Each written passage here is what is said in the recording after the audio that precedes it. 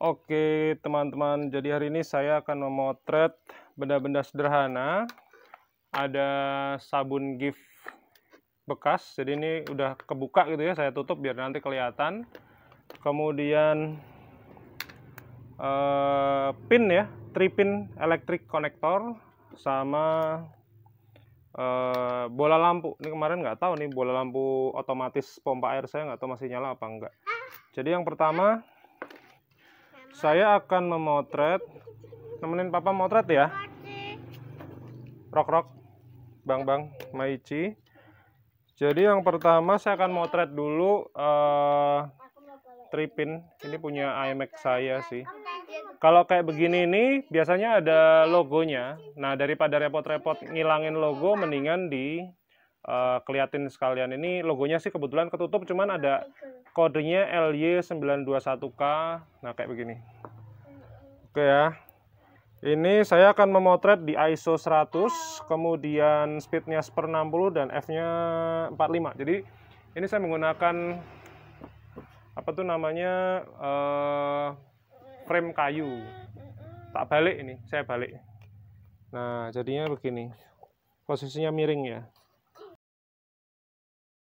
Jadi kemudian karena lensa saya ini bisa sampai f1 bisa 2,0, cuman saya kepengen bikin di 2,8 dengan posisi horizontal, kemudian belakangnya blur. Jadi ini cuman saya taruh begini. Kemudian ini saya taruh aja. Saya taruh terus ambil belakangnya blur. Kalau udah, bahkan saya nggak pakai tripod ya. Ini saya taruh gini terus saya pencet. Oke, jadi sudah dapat 2 variasi ya. Kalau udah, ya udah selesai. Sekarang saya memotret bola lampunya dulu. Nah, ini kayak begini. Kemudian sama, angle-nya sekitar 45 derajat dari atas. Ini speknya hampir sama. Jadi tadi ISO-nya 100, 1/60 dan f-nya 5,6. Jadi biar ada tajam ya, karena saya ngambil dari atas. Oke, lalu sequel yang berikutnya sama kayak si foto konektor tadi, jadi saya taruh aja. Bentar, ini saya arahin dulu. Kemudian saya taruh, nah gini. Udah, belakangnya blur, saya set di f-nya di 2,8, diafragmanya, terus kemudian saya foto. Yang ketiga sama.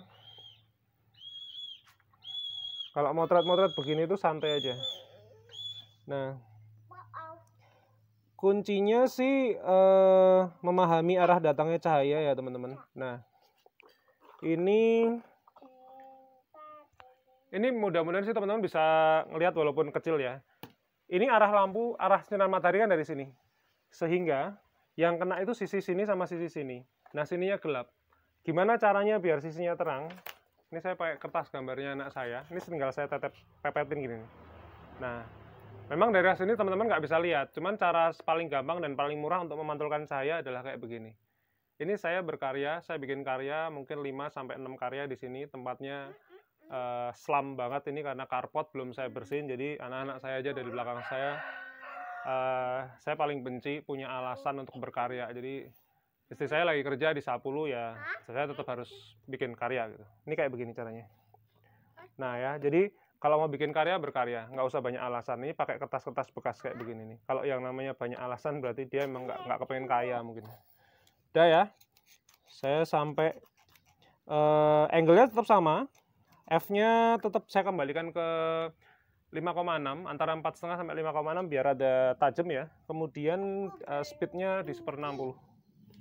Di foto ini saya naikin lagi 1/80 karena tiba-tiba menjadi terang.